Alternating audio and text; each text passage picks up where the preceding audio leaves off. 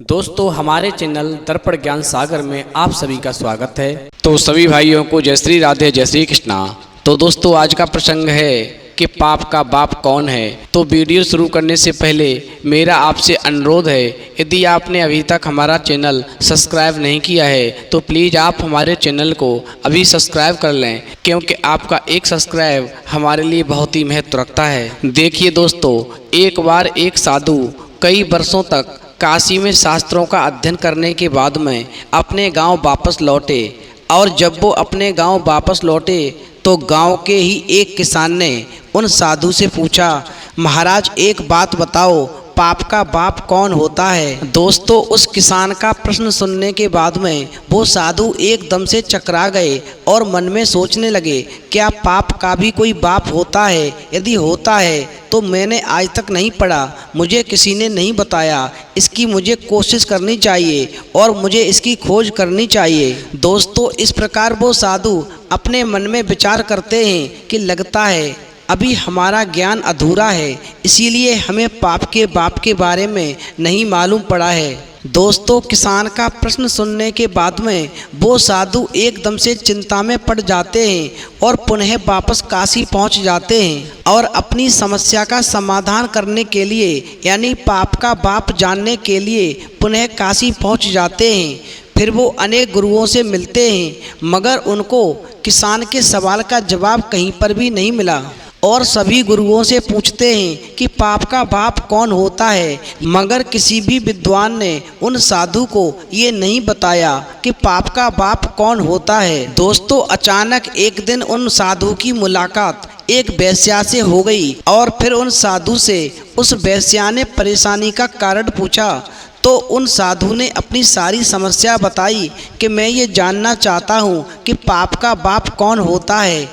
तो वेश्या कहने लगी, महाराज आप चिंता मत करो, इसका उत्तर तो बहुत ही आसान है, लेकिन इसका उत्तर जानने के लिए आपको कुछ दिन तक मेरे पड़ोस में रहना होगा। दोस्तों वेश्या की बात को सुनकर के वो साधु जो थे वो वेश्या के पड़ोस में रहने के लिए तैयार हो गए। उधर उस वेश्या ने साधु के रहने के लिए पूरी व्यवस्था कर दी, खाने पीने का इंतजाम कर दिया, क्योंकि साधु ने उस वेश्या से कहा था कि मैं अपना खाना स्वयं बनाऊंगा और स्वयं ही खाऊंगा, नहीं किसी के हाथ का बना हुआ खाना खाऊंगा और नहीं मैं पानी पीऊंगा, क्योंकि मैं केवल तुम्हारे पड़ोस में इस शर्त पे रुक सकता हूँ कि सारी व्यवस्था मुझे खुद करनी है, मैं खुद ही बना करके अपना पेट भरूंगा।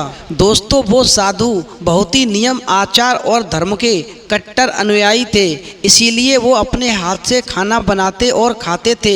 धीरे धीरे समय व्यतीत हुआ और कुछ दिन तो बड़े ही आराम से बीते, लेकिन सवाल का जवाब उन साधु को अब भी नहीं मिल सका था। इधर दोस्तों अपना जवाब जानने के लिए वो साधु परेशान हो रहे थे। तो एक दिन वेश्या कहने लगी, महाराज आपको खाना बनाने में बहुत तकलीफ होती है, ये मुझ पे देखा नहीं जाता और यहाँ पर हमें और आपको कोई देखने वाला भी नहीं है।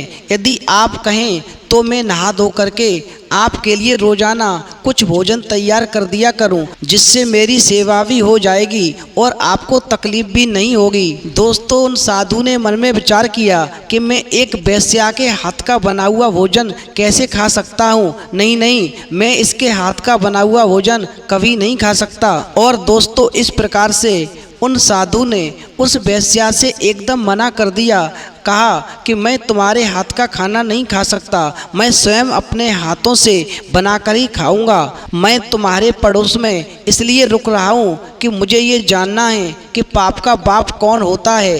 तुम मेरे प्रश्न का उत्तर दे दो और मैं यहाँ से फिर चला जाऊँ। दोस्तों वेश्या कहने लगी, महाराज एक बार ठीक से सोच लो, मैं तुम्हें अपने हाथों से खाना तो बनाकर खिलाऊंगी ही, साथ में 5 स्वर्ण मुद्राएं रोजाना आपको भेंट करूंगी। अब जैसे ही 5 स्वर्ण मुद्राओं का नाम उन साधु ने सुना तो एकदम से उनको लोभ आ गया और साथ में विचार किया कि मुझे पका पकाया भोजन भी मिलेगा और साथ में 5 स्वर्ण मुद्राएं रोजाना ये वेश्या मुझे भेंट करेगी, अर्थात मेरे दोनों हाथों में लड्डू होंगे। यहाँ पर कौन देखने वाला है कि मैं यहाँ पर स्वयं बना के खा रहा हूँ कि इस वेश्या के हाथों से बना हुआ भोजन खा रहा हूँ। दोस्तों, इस लोभ में आकर के वो साधु अपना नियम व्रत आचार विचार धर्म सब कुछ भूल गए और बड़े ही प्रेम से उन साधु ने वेश्या से हाँ कर दी। ठीक है, मैं तैयार हूँ, तुम रोजाना मेरे लिए नहा धो करके और खाना बना सकती हो, मैं तुम्हारे हाथों का बना हुआ खाने के लिए तैयार हूँ। दोस्तों, वेश्या कहने लगी, ठीक है महाराज, जैसी आपकी इच्छा, कल से मैं आपके लिए भोजन बनाऊंगी। दोस्तों, वेश्या की बातों से प्रभावित होकर के फिर वो साधु कहने लगे, बस एक बात का तुम्हें विशेष ध्यान रखना होगा, तुम्हें मेरे कमरे में आते हुए कभी कोई देख ना पाए। दोस्तों, वेश्या कहने लगी, महाराज इस बात की तुम फिक्र बिल्कुल मत करो, मुझे तुम्हारे कमरे में आता हुआ कोई कभी भी नहीं देख सकेगा, मैं उस समय पर आया करूंगी जब सब लोग सो जाया करेंगे। अब दोस्तों, जैसे ही अगले दिन सुबह हुआ, कई प्रकार के पकवान उस वेश्या ने बना करके और उन साधु के सामने परोस दिए और कहा, महाराज आप भोग लगाइए। दोस्तों, 5 स्वर्ण मुद्राओं के लोभ में आकर के जैसे ही साधु ने उस वेश्या के हाथों का बना हुआ भोजन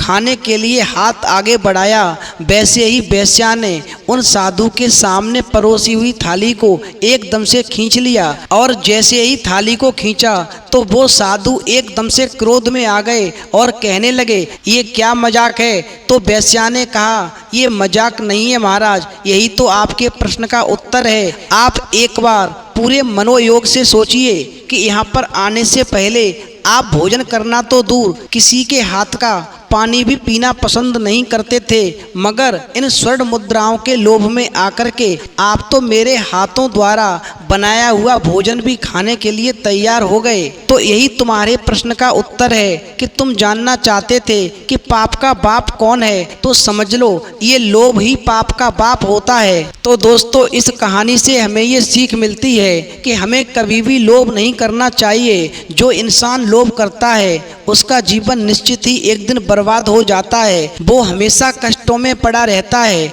उसके जीवन में कभी सुकून के 2 पल नहीं आते।